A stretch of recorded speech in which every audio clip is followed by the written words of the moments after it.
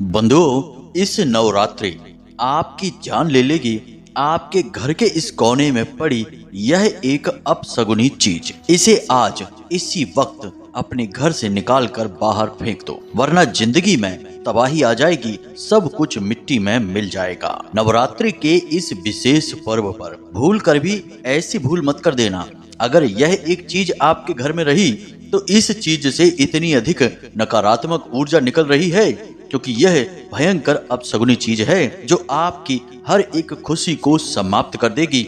साथ ही साथ देवी देवताओं का भी आशीर्वाद आप तक नहीं पहुंचेगा, और जब देवी देवता आपके रक्षक नहीं होंगे तो भूत प्रेत, तंत्र मंत्र और कई काली क्रियाओं का डेरा बन जाएगा आपका घर। फिर होंगी आपके जीवन में ऐसी ऐसी भयानक और दिल को तोड़ देने वाली घटनाएं, जिनके बारे में सोचकर भी आप अंदर से कांप उठेंगे। तो माता रानी का नाम लेते हुए इस एक चीज को घर से इसी वक्त निकाल कर बाहर फेंक दो और खुले दिल से माता रानी का स्वागत करो। तो जयकारा बोलो माता रानी का।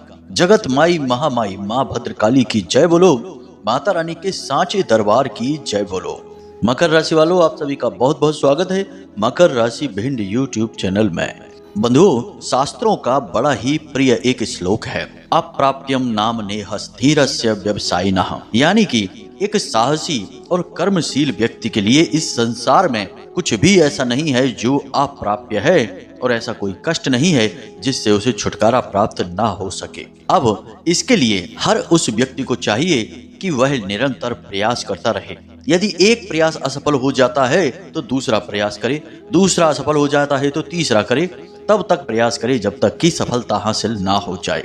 यही है सफलता का सूत्र और जीवन के हर एक कष्ट को मिटा देने का, समाप्त कर देने का सबसे बड़ा ब्रह्मास्त्र। तो यही हम आपको कहना चाहते हैं कि जिस प्रकार समय समय पर भगवान इस संसार में आते हैं अलग अलग रूपों में, कभी गणपति, कभी पितृ देवता, कभी माता रानी के रूप में, तो इन पवित्र समय का आपको भरपूर प्रयोग करना है। और भरपूर प्रयोग आप तभी कर पाएंगे जब आप सात्विक मन से अपने जीवन का, अपने घर का, अपने मित्र, अपने रिश्तेदारों का सही आकलन करेंगे। क्योंकि बंधुओं, कई बार ऐसा होता है कि आप गलत लोगों पर भरोसा कर बैठते हैं, कोई ऐसा कार्य कर बैठते हैं जिसे आप समाप्त नहीं कर पाते हैं, यानी किसी की सलाह पाकर आप कार्य शुरू तो कर देते हैं, लेकिन बाद में अड़चने इतनी आती हैं कि आप उस कार्य को पूरा ही नहीं कर पाते हैं। और कई बार आपके घर में, आपके जीवन में कुछ इस प्रकार की नकारात्मकता आ जाती है कि आप सब कुछ करने के बाद भी, पूरी मेहनत, पूरा प्रयास करने के बाद भी सुख हासिल नहीं कर पाते हैं। चाहे भले ही आप पैसा कमा भी लें, तब भी ना तो आप उस पैसे का प्रयोग कर पाते हैं और ना ही अपने जीवन के आनंद को भोग पाते हैं। और ऐसा इसलिए होता है बंधुओं, क्योंकि आप वैसे तो बहुत बुद्धिमान हैं, आपके अंदर तर्कशीलता की कोई कमी नहीं है, आप हर एक परिस्थिति और समय को अच्छी तरह से जानते हैं, परंतु आप अपनी भावनाओं के आगे बिल्कुल असहाय हो जाते हैं और भावुक होकर निर्णय लेते ही आप चोट खा जाते हैं। तो बस आपको अपने जीवन का सही आकलन करना है। अब ऐसा तो है नहीं कि आप सब पर शक करेंगे तो जीवन कट जाएगा। जीवन एक दूसरे के तालमेल और सहयोग से ही कटता है। हम सामाजिक प्राणी हैं, अलग रहकर भी हम जी नहीं पाएंगे। तो हमें करना क्या है? करना यह है कि हम जिस पर भरोसा करने जा रहे हैं, हम जिस स्थान पर रह रहे हैं, हम जो काम करने जा रहे हैं, इनका हम पूरी बुद्धिमानी के साथ सही आकलन करें और देखें कि कहीं हमें कोई चोट तो लगने वाली नहीं है, किसी ने हमारे लिए कोई जाल तो नहीं बिछाया है, किसी ने जानबूझकर हमें फंसाने के लिए, अपना फायदा करवाने के लिए कोई ऐसी योजना, कोई ऐसी रणनीति तो नहीं बनाई है जिससे कि हमारा नुकसान होगा, उसका फायदा हो जाएगा। जी हाँ बंधु, इस संसार में आज के समय में यह बहुत हो रहा है। लोग अपने छोटे छोटे फायदों के लिए दूसरों के बड़े बड़े नुकसान करवाने से भी पीछे नहीं हटते हैं। और ऐसा नहीं कि आप यह कर नहीं सकते, यदि आप विचार करने पर आ जाएं तो आपसे उत्तम विचारशील व्यक्ति है ही नहीं। तो बस अब आप इस बात की कसम खाइए कि आज के बाद आप अपने जीवन का कोई भी निर्णय अचानक यूं ही भावनाओं में बहकर नहीं ले लेंगे।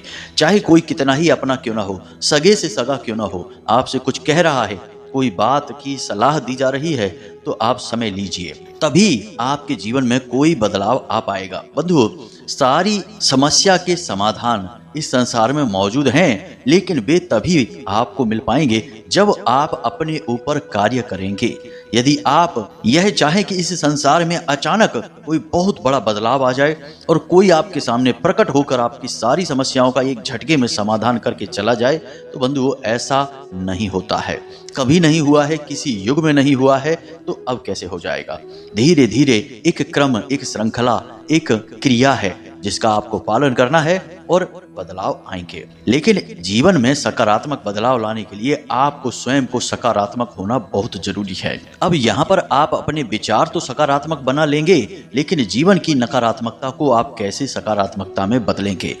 कुछ चीजें ऐसी होती हैं जो आपके आसपास रहती हैं और वे लगातार नकारात्मक ऊर्जा को उत्सर्जित करती रहती हैं और उनकी वजह से आपके विचार प्रभावित होते हैं। आपने कई बार यह महसूस किया होगा कि आप अलग अलग स्थानों पर जाते हैं, अलग अलग लोगों से मिलते हैं, यहाँ तक कि आप अलग अलग रंग के कपड़े तक पहनते हैं तो आपके विचार बदलते रहते हैं। जैसे कि सफ़ेद कुर्ता पायजामा पहनने से आपके विचार अलग होंगे, काला कुर्ता और पायजामा पहनने से आपके विचार अलग हो जाएंगे। यानी कपड़ों का, रंगों का भी बहुत ज़्यादा फर्क पड़ता है। इसीलिए तो हर एक व्यवसाय की एक विशेष ड्रेस होती है, यूनिफॉर्म होती है। यहाँ तक कि संत महात्मा और साधुओं की भी विशेष एक शैली होती है कपड़ों को पहनने की और विशेष रंग होते हैं, जैसे हम केसरिया रंग कहते हैं। अब इसी विषय को आज के इस वीडियो कार्यक्रम के माध्यम से हम आपको बताने जा रहे हैं, क्योंकि पितृ देवताओं के बाद अब माता रानी का समय आ चुका है और माता रानी अब आपके जीवन में आकर आपके जीवन में बड़े अभूतपूर्व बदलाव करवाएंगी। हमने अपने पिछले कार्यक्रमों में आपको कुछ विशेष क्रियाओं के बारे में भी बताया है जिन्हें करने से आपके जीवन में अद्भुत तरक्की होगी। धन दौलत जो भी आप चाहेंगे, व्यापार में उन्नति, कर्ज से मुक्ति, सब कुछ आपको प्राप्त होगी। लेकिन आज के इस कार्यक्रम में हम आपको कुछ ऐसी चीजों के बारे में बताएंगे जिन्हें आपको अपने घर से तुरंत इसी समय निकाल कर बाहर फेंक देना चाहिए। और फिर अंत में हम आपको उस एक चीज के विषय में भी बताएंगे जिसे तो हर हालत में आपको निकाल कर फेंक ही देना है। यह भयंकर नकारात्मक ऊर्जा उत्सर्जित कर रही है और यह आप तक किसी भी देवी देवता की कृपा और आशीर्वाद को पहुंचने नहीं देगी। तो जल्द से जल्द बस आपको यह कार्य करना है कि इस चीज से छुटकारा प्राप्त कर लेना है। बंधुओं, इसी के साथ साथ हम संपूर्ण नवरात्रि में आपके जीवन में किस प्रकार से बदलाव आएंगे, ग्रहों की क्या चाल रहने वाली है, कौन से विशेष योग हैं, कौन से नकारात्मक ग्रह योग और घटनाएं होने वाली हैं आपके जीवन काल में, सब कुछ आपको ज्योतिषीय आकलन के आधार पर विस्तार से और सटीक राशिफल के तौर पर बताने जा रहे हैं। तो बंधुओं, इस कार्यक्रम को बनाने में हमने बहुत मेहनत की है। एक एक बात जो हम आपको बताने जा रहे हैं वह बिल्कुल सच और पत्थर की लकीर होने जा रही है, क्योंकि इन बातों में ना केवल हमारे जीवन का अनुभव ज्ञान शामिल है, साथ ही साथ माता भद्रकाली की कृपा और आशीर्वाद भी शामिल है। तो बस आपको करना यह है कि इस कार्यक्रम को अंत तक देखना है। यदि आप इस कार्यक्रम को अंत तक देखेंगे तो सबसे पहली बात कि आप अपने जीवन में आने वाली बड़ी मुसीबतों को टाल देंगे, जो कि बहुत ही जरूरी है, वरना आप पूरी तरह से फंस जाएंगे। और दूसरा कि हम आपको कुछ ऐसे शक्तिशाली और गुप्त मार्ग भी बताने वाले हैं, यानी क्रियाओं के बारे में बात करने वाले हैं, जिनसे माता रानी की सीधी कृपा और आशीर्वाद आप तक पहुंचेगी, क्योंकि ये 9 दिन माता रानी को ही समर्पित हैं। तो उम्मीद करते हैं कि आप हमारी भावनाओं को, बातों को समझ चुके हैं। अब कार्यक्रम को अंत तक अवश्य देखेंगे। तो चलिए बंधु, कार्यक्रम को शुरू करें, लेकिन माता रानी को उससे पहले आभार जरूर व्यक्त कर दें। कमेंट बॉक्स में पूरे भक्ति भाव के साथ प्रेम से लिखिए, जय माँ भद्रकाली कृपा करो। माता रानी निश्चित तौर पर आपके ऊपर कृपा बनाएंगी, हमें पूर्ण विश्वास है। इसी के साथ साथ बंधुओं, यदि आप इस चैनल कार्यक्रम पर पहली बार आए हैं तो आप इस चैनल को सब्सक्राइब अवश्य कर लें। बंधुओं, हम आपको सर्वश्रेष्ठ और समय अनुकूल ज्ञान पूरी प्रामाणिकता के साथ उपलब्ध कराते हैं और जो बातें हम आपको बताते हैं वे हमारे जीवन के अनुभव पर आधारित होती हैं, माता रानी की कृपा और आशीर्वाद को लेकर आती हैं। तो ऐसे में आपके जीवन को बदलने का आपके हाथ में यह एक सुनहरा अवसर है कि आप सर्वश्रेष्ठ ज्ञान को ही चुनें। तो चलिए जल्दी से चैनल को सब्सक्राइब करिए, बगल में जो सब्सक्राइब का बटन है उसे अभी दबा दीजिए। फिर आगे बढ़ते हैं। तो बंधुओं, ध्यान से सुनिए, अब जो हम आपको बताने जा रहे हैं वह बहुत ही महत्वपूर्ण बातें हैं, आपके अपने जीवन से जुड़ी हुई हैं। अब आपको क्या करना है कि अपने घर के बारे में विचार करना है, क्योंकि घर एक ऐसा स्थान है जहां आप अपने जीवन का बहुत बड़ा हिस्सा बिताते हैं। यानी कुछ समय के लिए आप घर से बाहर निकलते हैं, काम काज करके वापस अपने घर में ही आते हैं और वहीं आपको सबसे अधिक चैन और सुकून प्राप्त होता है। लेकिन आज के इस अधकचरे ज्ञान वाले समाज में समय में हम कभी कभी अपने घर में खुद ही ऐसी चीजों को लाकर रख लेते हैं जो हमारे घर में नकारात्मक ऊर्जा को भर देती हैं। और उसके बाद आप खुद ने भी कभी यह महसूस किया होगा कि आप घर से जब बाहर निकलते हैं तो आपका मन कुछ ठीक हो जाता है, फिर जब आप घर में वापस आते हैं तो आपका मन खराब हो जाता है, आपको घुटन और बेचैनी का एहसास होने लगता है। कई जातक ऐसे हैं जो हमें मैसेज करके हमसे बात करने की कोशिश करते हैं और हमें कहते हैं कि गुरुजी, हमें घर के बाहर ठीक लगता है लेकिन घर के अंदर आते ही पता नहीं क्यों घुटन की एहसास होने लगता है। घर में हमेशा निरंतर क्लेश का माहौल रहता है, लोग एक दूसरे के साथ बात भी नहीं करना चाहते हैं, पति पत्नी हैं तो किसी से बात नहीं कर रहे हैं, निरंतर लगातार झगड़े हो रहे हैं, भाई भाई की नहीं सुन रहा, पिता पुत्र की नहीं सुन रहा है, सब एक दूसरे से बस झगड़ने में लगे हैं, एक दूसरे को दोष लगाने में लगे हैं। तो ऐसा इसीलिए होता है बंधुओं कि ये नकारात्मक जो चीजें होती है ना, ये लगातार निरंतर आपके घर को दूषित करती रहती हैं। अब अल्प ज्ञान होने की वजह से लोग इन चीजों को समझ नहीं पाते और इन्हें अपने घर में खुद ही लाकर रख लेते हैं। तो ऐसे में अब यह जो माता रानी का पवित्र समय है, जो आपको एक वरदान के तौर पर प्राप्त हो रहा है, ऐसे समय में आपको इन नकारात्मक चीजों से मुक्ति प्राप्त करना बेहद आवश्यक है, वरना बिल्कुल वैसा ही होगा कि दिन भर बारिश में भीगते रहे, जो कि माता रानी के प्रेम और आशीर्वाद की बारिश है, फिर भी प्यासे के प्यासे ही रह गए, क्योंकि हमें उस आशीर्वाद को ग्रहण करने की क्षमता और अनुभूति और ज्ञान नहीं था। तो बंधुओं, अब ध्यान से सुनिए, आपके घर में कुछ चीजें ऐसी हैं जो बहुत ही गलत हैं। सबसे पहले आप देखिए कि आपके घर में छुपे हुए कोनों में, घर की छत पर और किसी एकांत स्थान पर किसी प्रकार की कोई टूटी फूटी चीजें, कबाड़ जिसे हम कहते हैं, ऐसी चीजें एकत्रित तो नहीं की जा रही हैं। बहुत से लोग अपने घरों में एक स्टोर रूम जैसा बना देते हैं और कहते हैं कि यह हमारे घर का स्टोर रूम है और वहां पर टूटी फूटी उपयोग में ना आने वाली चीजों को रख देते हैं। लेकिन क्या बंधुओं, प्राचीन काल की अपने घर की प्रणाली आपको याद है? जरा विचार करके देखिए कि पुराने जमाने में गांव क्षेत्र में जिनके घर होते थे, क्या उनके घरों में किसी प्रकार का कोई स्टोर रूम होता था? नहीं। हमारे हिंदू धर्म में टूटी फूटी चीजों को नकारात्मक चीजें माना जाता है, खंडित चीजें माना जाता है और उन्हें अपने घर में रखना भी अशुभ होता है। लेकिन यह विदेशी परंपरा है और हमने पहले ही कहा कि आज का जो हमारा समाज है, यह ना तो देसी हो पाया और ना ही विदेशी, अध कचरा बनकर रह गया है। इस वजह से उल्टी सीधी मान्यताओं को मानने लगा है। तो यदि आप कोई टूटी फूटी चीज अपने घर में यूं ही रखे हुए हैं बिना उपयोग के, तो वह खंडित है, नकारात्मक है, लगातार नकारात्मक ऊर्जा को उत्सर्जित कर रही है। कोई कुर्सी टूट गई है, कोई पलंग टूट गया है, कोई घड़ी खराब हो गई है, कैलेंडर थोड़ा सा फट गया है, मूर्ति टूट गई है, किसी भी प्रकार का कोई टूटा फूटा सामान आपके घर में पड़ा है, उसे तुरंत निकाल कर बाहर कर दीजिए। अब एक छोटी सी परंपरा है, इसे जरा ध्यान से सुनिए। माता लक्ष्मी पूरे वर्ष में कब आपके घर में आती हैं? मतलब रुपए पैसे तो आते ही रहते हैं, हम उनकी बात नहीं कर रहे हैं। त्योहार के तौर पर कब माना जाता है कि माता लक्ष्मी का आगमन होगा? दीपावली पर। जी हाँ बंधुओं, दीपावली पर माता लक्ष्मी का आगमन होता है। तो दीपावली पर हम सब लोग मिलकर क्या करते हैं? सबसे पहला काम कि हम अपने घर से कूड़ा कबाड़ यानी कि टूटी फूटी पुरानी चीजों को बाहर कर देते हैं। आपने अक्सर देखा होगा कि घरों की सफाई होती है, लेकिन उससे भी पहले घर की जो टूटी फूटी खराब हो चुकी पुरानी चीजें हैं, उन्हें घर से बाहर निकाल दिया जाता है, कबाड़ी वाले को दे दिया जाता है। ऐसा क्यों करते हैं? क्योंकि हम जानते हैं कि माता लक्ष्मी ऐसे घर में आएंगी ही नहीं जहां कबाड़ का सामान पड़ा रहता है। तो फिर हम केवल एक दिन के लिए माता रानी के पूजन के लिए यह कार्य करेंगे और वर्ष भर फिर हम वही गलती दोहराते रहेंगे कि कबाड़ अपने घर में इकट्ठा करते रहेंगे। तो एक दिन आकर माता रानी और फिर चली भी जाएंगी, रुकेगी तो नहीं हमारे घर में, क्योंकि हम तो व्यवस्था खुद ही भंग करके बैठे हुए हैं। तो बंधुओं ध्यान से समझिए, इस प्रकार की गलती नहीं करना। सब कुछ आपकी आंखों के सामने ही हो रहा है, बस आप गौर से देखते नहीं है, या यूं कहें कि किसी ने आपको इस तरह बताया नहीं है। जी हाँ बंधुओं, तो कबाड़ को कभी इकट्ठा नहीं करना है। अपने घर में कोई स्टोर रूम मत बनाना।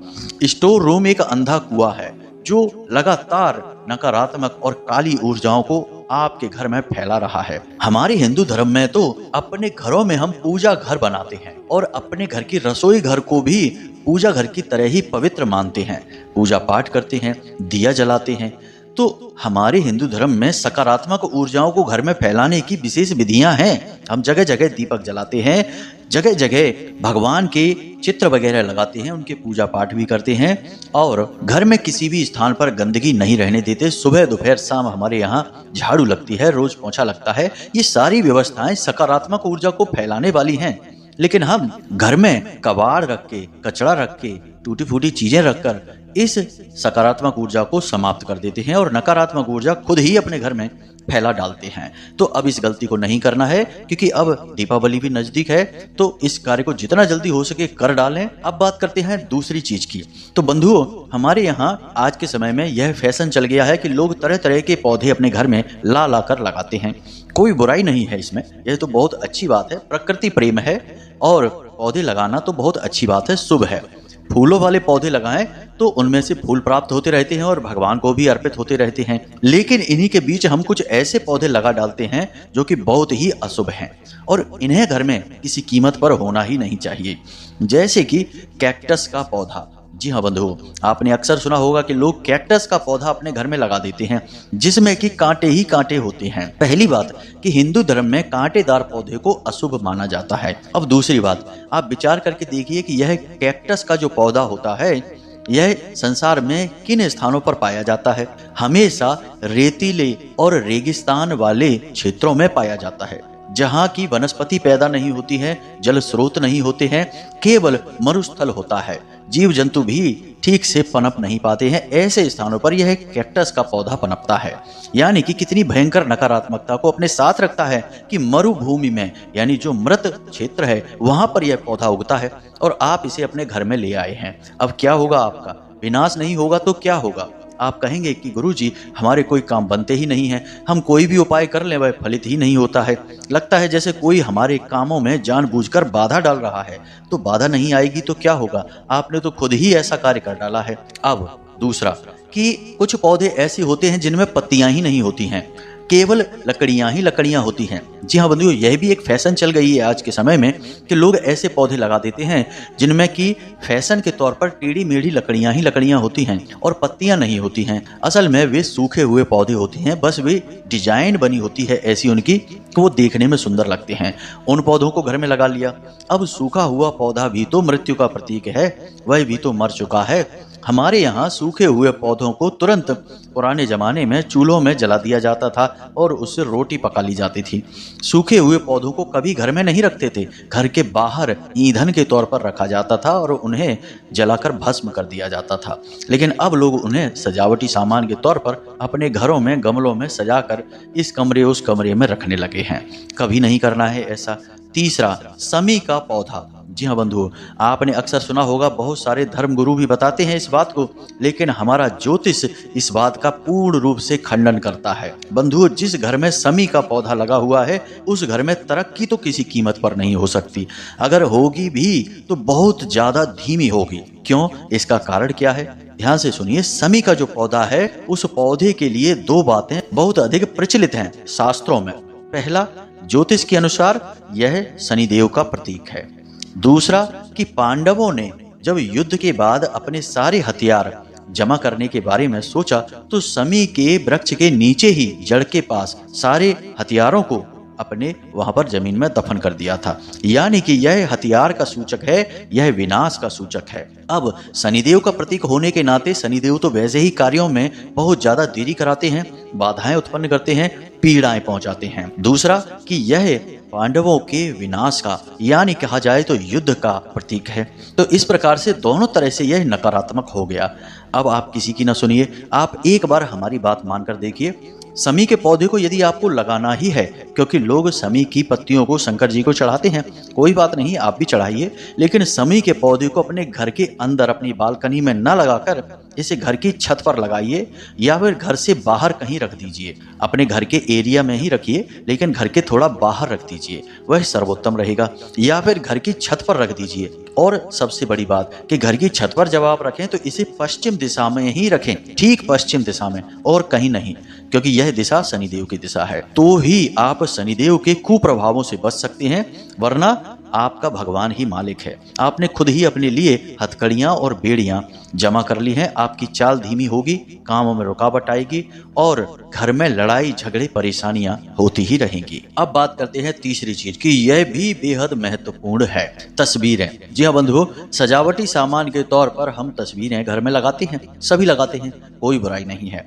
लेकिन याद रखना बंधुओं कि तस्वीरों की अपनी खास ऊर्जा होती है। हर एक तस्वीर की अपनी ऊर्जा है और वह आपके जीवन को, आपके घर को प्रभावित करती है।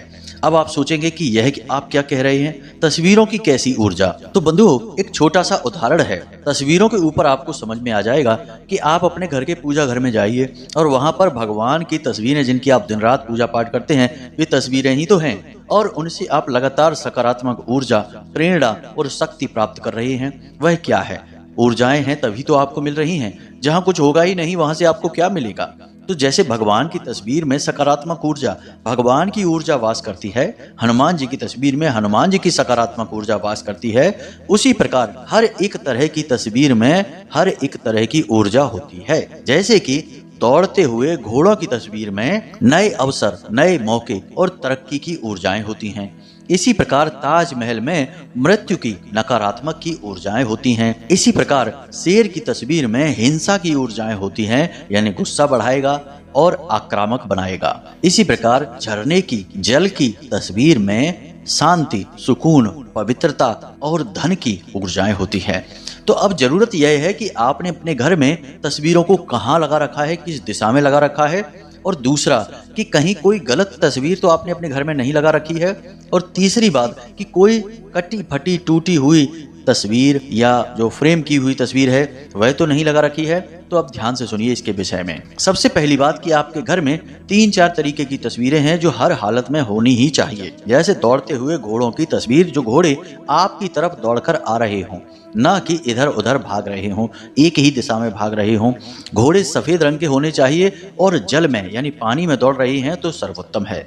इससे यह पता लगता है कि यह आपके जीवन में मौके लेकर आने वाली ऊर्जा है। आपको नए नए अवसर प्राप्त होंगे पैसे कमाने के, धन के। अब इस तस्वीर को आपको लगाना कहाँ है? तो इसे आपको अपने घर की उत्तर दिशा में लगाना है, क्योंकि वह कुबेर देवता की दिशा है। अब उगते हुए सूरज की तस्वीर, यह भी बहुत जरूरी है। इसे आपको अपने घर की पूर्व दिशा में लगाना है, क्योंकि वह सूर्य देवता की दिशा है। इसी के साथ साथ अपने घर के सभी सदस्यों की एक साथ मिलकर फैमिली फोटो को आपको अपने घर की पश्चिम दिशा में लगाना है, क्योंकि वह बढ़त की दिशा है। वहां जो भी चीज रख देंगे वह निरंतर बढ़ती जाएगी, तो ठीक पश्चिम दिशा में आप लगा देंगे। इसी प्रकार झरने की तस्वीर जिसमें पानी बहकर आपकी ओर आ रहा हो, उसे भी आप उत्तर दिशा में लगाएंगे, क्योंकि वह धन की दिशा है। और उत्तर दिशा से पश्चिम दिशा के थोड़ा बीच में लगाएंगे, क्योंकि वह जल की भी दिशा है। अब कौन सी तस्वीरें हैं जो आपको अपने घर में भूल कर भी नहीं लगानी है? तो सबसे पहले ताजमहल की तस्वीर भूल कर भी ना लगाएं। कोई आपको गिफ्ट यदि ताजमहल कर देता है, जैसे कि कोई गिफ्ट आइटम में आपको कर देता है, तो उसे बिल्कुल भी स्वीकार ना करें। अपने घर में तो भूल कर भी लेकर ना आएं, क्योंकि वह एक मकबरा है। दूसरा कि किसी हिंसक पशु की, पक्षी की तस्वीर आपको नहीं लेनी है, अपने घर में नहीं रखनी है। तीसरा, युद्ध की, डूबते हुए सूरज की, डूबते हुए जहाज की, यानी कि समुद्र में तेज लहरें हैं और जहाज उसमें डूब रहा है, ऐसी कोई तस्वीर। इसी के साथ साथ कोई एक ऐसी तस्वीर जिसमें कि लंबा रास्ता दिखाई दे रहा है जाने के लिए, एक लंबी सी सड़क दिखाई दे रही है, ऐसी तस्वीर भी आपको नहीं लेनी है, अपने घर में नहीं लगानी है। यदि है तो उसे निकाल कर बाहर फेंक दें। इसी के साथ साथ भगवान की कोई भी तस्वीर भगवान के मंदिर से, यानी जो आपका पूजा घर है, उससे बाहर नहीं होनी चाहिए। भगवान की तस्वीरें सजावटी सामान के तौर पर बिल्कुल प्रयोग नहीं होनी चाहिए। लोगों की आदत होती है कि अपने घर में इधर उधर जहां भी उनका मन करता है, कुछ तो अपने बेडरूम में ही भगवान की तस्वीरें लगा देते हैं। यह बहुत ही अशुभ है, अनिष्टकारी है। इसी के साथ साथ आपके पूजा घर में जो तस्वीरें रखी हैं, देख लें कि कहीं कोई तस्वीर जरा भी कटी फटी ना हो, खंडित ना हो, उसे भी बदल दें। तस्वीरों को जल प्रवाहित करें, यूं ही कहीं ना फेंक दें।